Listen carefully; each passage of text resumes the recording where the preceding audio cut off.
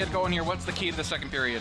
Key to the second period would be just keep getting those shots on net and generating those shot opportunities, and we should have a very exciting second period ahead of us. Stoney Creek starts on the power play for about 20 seconds, and well, I'm not sure what happened there because there's no penalty on the board, so maybe it was waived after the fact. I'll find out more information about that, but there's 5 on the ice for both sides. As we get started for the second period, I have no idea what happened there. Connaughton getting into the zone. Vandenbush picked off by Story. This is how Story got a last goal. The defenders run into each other. Chance here over to Chisholm. Chisholm just out of her reach. Into the corner. We've got Story. Along the other side. Story. Point. Out front, scores! Tic-tac-toe! And the Hawks are up 2-1. Some phenomenal teamwork done by the Bluewater Hawks there for Samantha Darby to put one in the back of the net on Levesque. We're going to take another look here. Bluewater has the puck down low in the corner. Story manages to put it out front to Darby, who puts it just a low glove side in the back of the Levesque, putting the Hawks 2-1 up on the Stoney Creek Sabres. And Van Netten's the defender there. You're not expecting the defenseman to come in like that, but that's why you make that play, as the referees are discussing something. And I wonder if that has to do with the fact that we started 5-on-5. If they determined there was an error, that goal could be pulled off the board and we could start this period all over again. Mahoney in there for Stoney Creek trying to figure out what's going on. We are all wondering.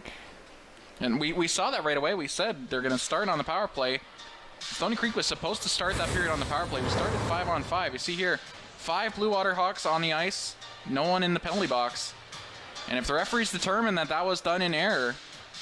Between the refs and coaches of both teams, you would have thought someone would have noticed.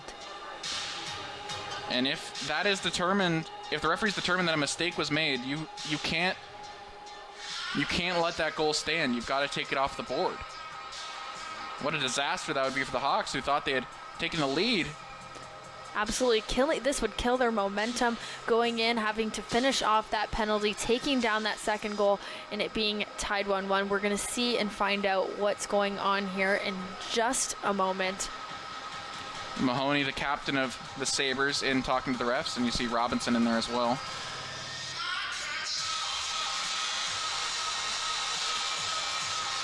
And this is a really strange situation, and one of this experimental referee crew has got some work to do in the start of the second period to figure out what the solution to this error is. You can't just start have a 23-second power play now. You can't go back and erase time. So this is going to take some explanation to the Bluewater bench for sure. Can't imagine they're going to be too happy about that. But again, that is their error in a way, because that player, if you finish the period off in the penalty box and you still have time left on your penalty, that's your responsibility to go back into the box. And Alec just went to the penalty box, and that gives the indication that we may be going back in time here. It would be against all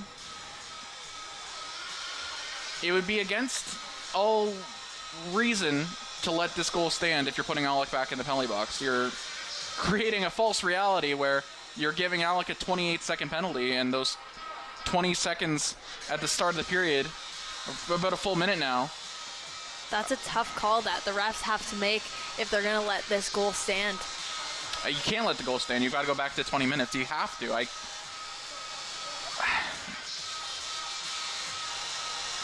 I've never seen anything like this happen before. And the amount of hockey that I have watched throughout the entirety of my life, this is one thing that I've never seen before. And the Stoney Creek bench is not too happy with whatever the explanation is. And if Stoney Creek's not happy, I imagine they're letting this goal stand, and that is shocking. You see head coach there of the Stoney Creek Sabres not too thrilled. That's Scott Elliott down there.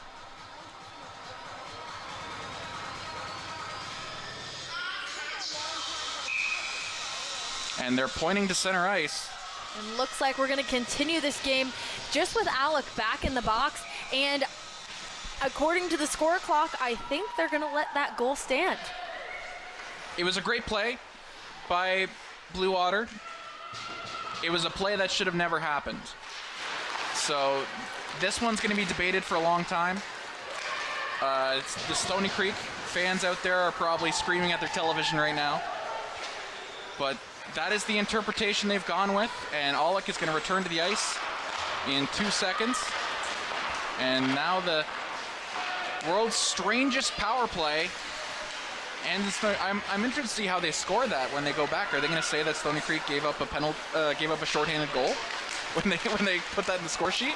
I know. I wonder what they're going to say. They're going to have to do some revisions. Sent on net, Murphy.